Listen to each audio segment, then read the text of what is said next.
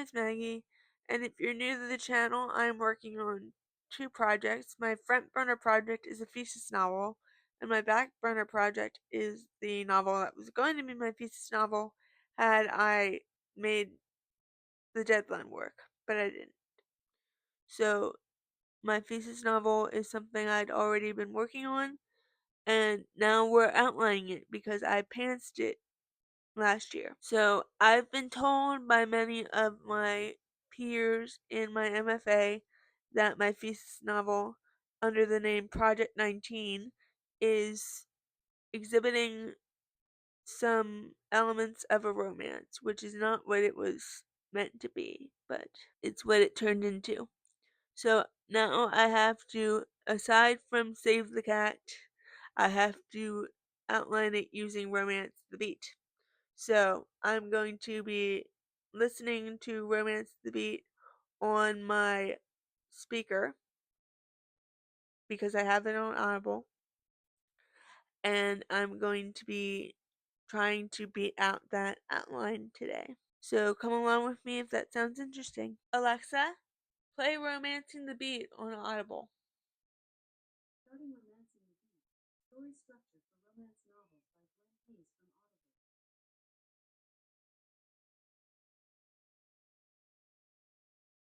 I had to pause the audiobook for a second so that I could get my writing book and write things down, and then later I will transfer it to a second whiteboard because my first whiteboard has an emotional beginning on it for the draft. Alright, Alexa, continue. These are my notes so far. I'm about to go into the beat sheet portion of the program, but what I really like about my subplot is that it'll be in 4 phases, not 3 acts. Because 3 acts would be like the second act would be 50% of the book, and I think that's a really big chunk of the book. And I really like it better when I can figure it out in smaller chunks. So I think I like Romancing the Beats approach a little better. Now let's get into the beat sheet. I have a meal in my stomach now, and I have a new mindset. I was thinking as I was taking my lunch break that instead of calling Project 19 my thesis novel, that just comes off as something that I need to work on, not something I want to work on. And it just accentuates the work that I need to do. So I want to accentuate the motivation that I have to do it. So instead, we're calling it my debut novel from now on.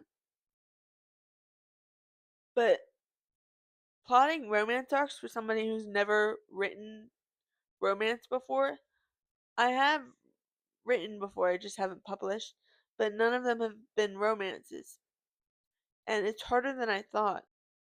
Good morning. It's actually Tuesday morning because yesterday my dog went to the vet, and after he came back, I was sort of nursing him all day. So today we are going to bring out the whiteboard, and I actually had something productive on it that wasn't just doodles.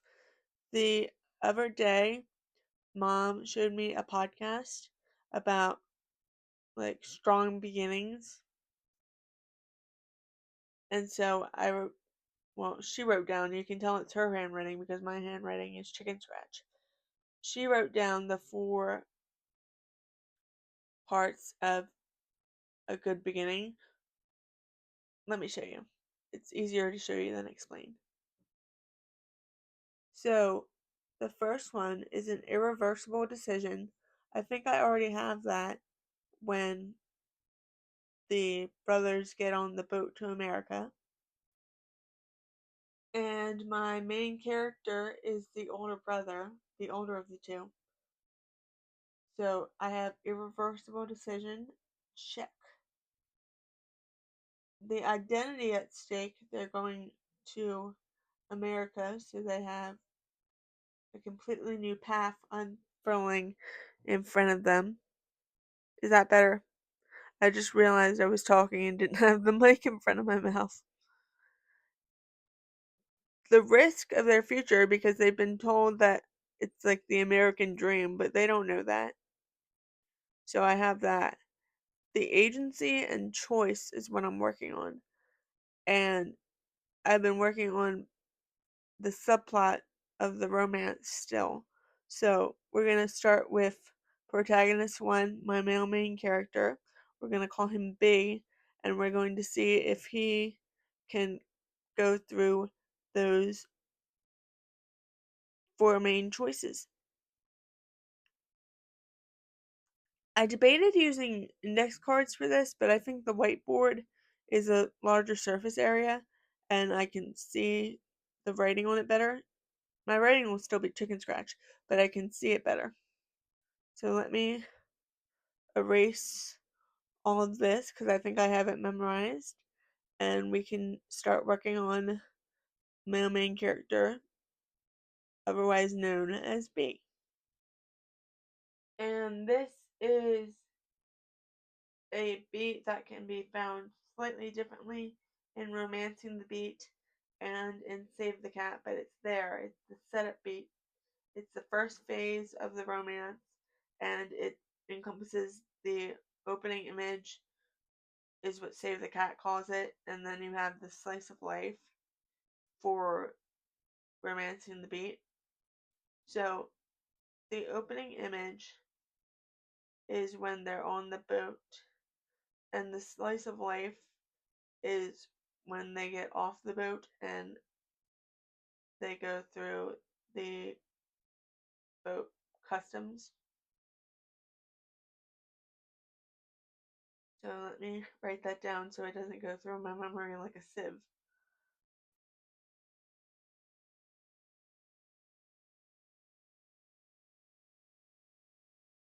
If you can read slash understand this, you get a medal. But basically, I just mapped out the setup beat for my core story, not for the frame story. I'm having a little trouble with the dual timelines, so I was thinking that I could do the core story and then sort of build the frame story around it. Because I already have the beginning of the frame story, but it took like 4 pages just to get, well, double spaced because it was my submission pages. But it took a long time to get into the core story.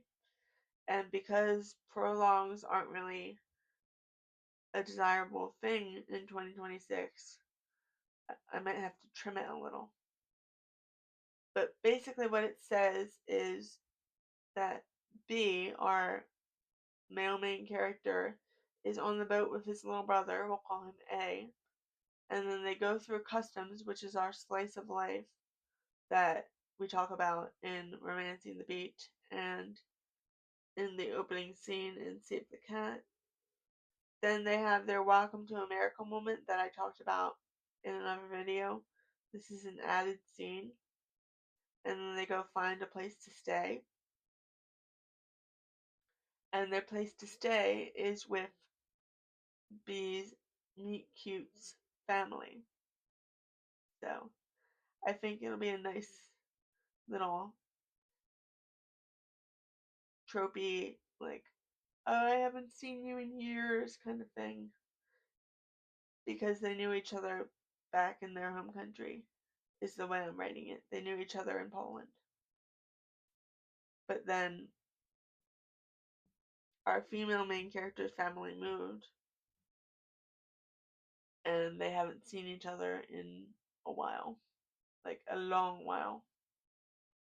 I'm pretty sure I'm gonna make it so Anthony wasn't born when the female main character and her family left.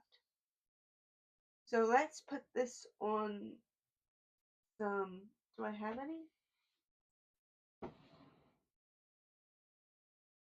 I do. I have some index cards so that I don't have to lug the big old whiteboard around. And index cards are very movable.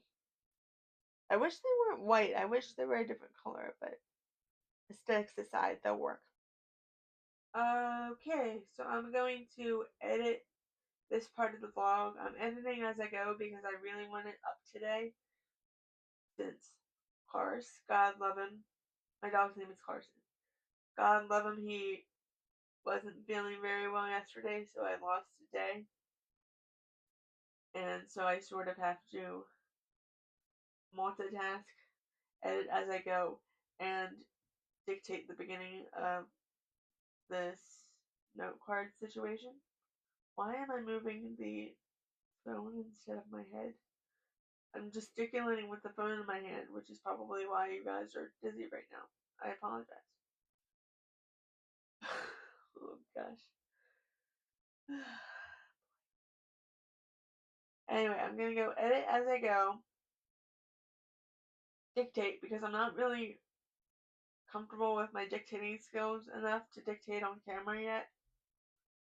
And then, if I still have time before it gets hectic around here, I will hop back on. So, I will see you guys soon, maybe later.